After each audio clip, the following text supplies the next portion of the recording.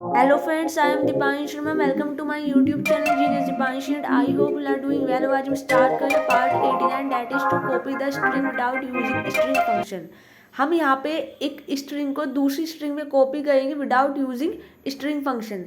तो मैंने यहाँ पे सबसे पहले हेडर फाइल को इंक्लूड कर लिया है stdio.h एंड string.h। अब हम यहाँ पे मेन फंक्शन बनाएंगे जिसका रिटर्न टाइप मैंने यहाँ पे इंट लिया है। तो जब भी हम मेन फंक्शन का रिटर्न टाइप इंट लेते हैं तो हमें रिटर्न में कुछ ना कुछ कराना होता है, तो मैंने यहाँ पे रिटर्न 0 दिया है। अब इसके बाद हम यहाँ पे एक स्ट्रिंग लेंगे, स्ट्रिंग को डिक्लेयर करेंगे और मैंने यहाँ पे यहाँ पे डेटा टाइप स्पेस स्ट्रिंग का नेम है str1। फर्स्ट स्ट्रिंग में str1 है जिसका साइज मैंने यहाँ पे 50 लिया है और इसी तरीके से स्ट्रिंग सेकंड लेंगे जिसका साइज हम 50 लेंगे। ये स्ट्रिंग 1 जो है ये हम यूज़र से पूछ लेंगे क्या वो देना चाहता है और स्ट्रिंग 2 के अंदर हम उस स्ट्रिंग को कॉपी कराएंगे। तो हमने यहाँ पे प्रिंटफ फंक्शन की हेल्प से यूज़र से पूछा एंटर एनी स्ट्रिंग।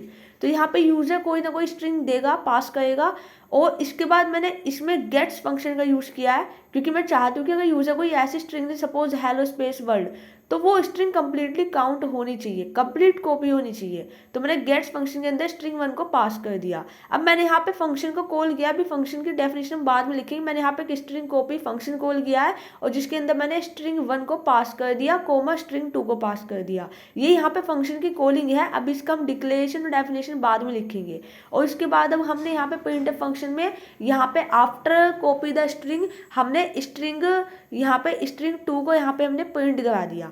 ठीक है, तो देखो होगा क्या, इसका आउटपुट कुछ इस तरीके से आएगा। सबसे पहले पूछेगा एंटर एनी स्ट्रिंग, आपने कोई स्ट्रिंग दे दी, फिर उसके बाद फंक्शन कॉल होगा। तो फंक्शन की डेफिनेशन में लॉजिक लिखा होगा कि स्ट्रिंग 1 को स्ट्रिंग 2 में कैसे कॉपी किया जाए। तो वो फंक्शन कॉल होने पे वो एग्जीक्यूट होगा और उसके बाद आउटपुट में आ जाएगा आफ्टर कॉपी द स्ट्रिंग आपकी स्ट्रिंग 2 आ जाएगी। ठीक है, तो अब फंक्शन की डिक्लेरेशन करने के लिए हेडर फाइल के जस्ट नीचे आए, मैंने यहाँ पे इसका रिटर्न टाइप लिया है फंक्शन का वॉइड, मतलब ये फंक्शन कुछ भी रिटर्न नहीं करेगा।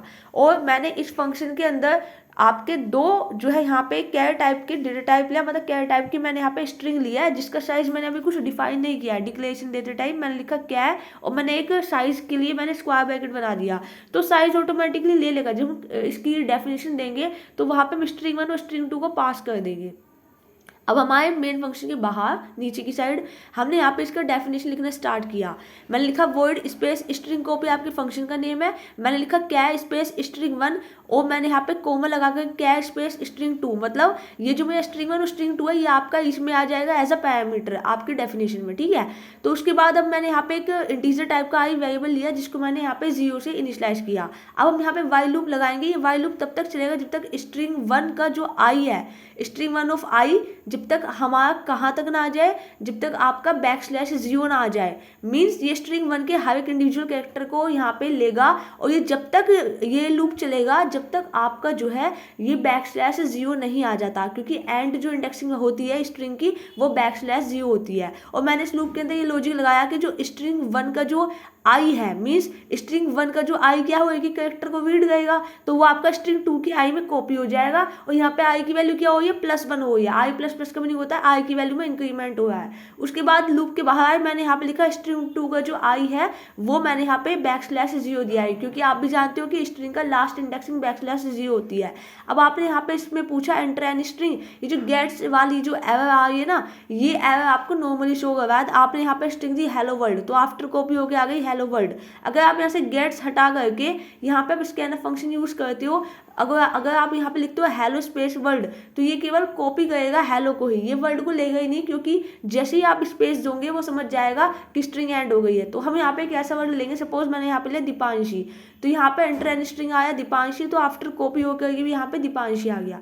तो I hope you understand, like share and subscribe our channel genius Deepanshi and thanks for watching. If you have any doubt you can ask me anytime in the comment section. तो आप इसी तरीके से स्ट्रिंग को सीखते रहिए, स्ट्रिंग का concept सीखिए विदाउट यूजिंग स्ट्रिंग फंक्शन।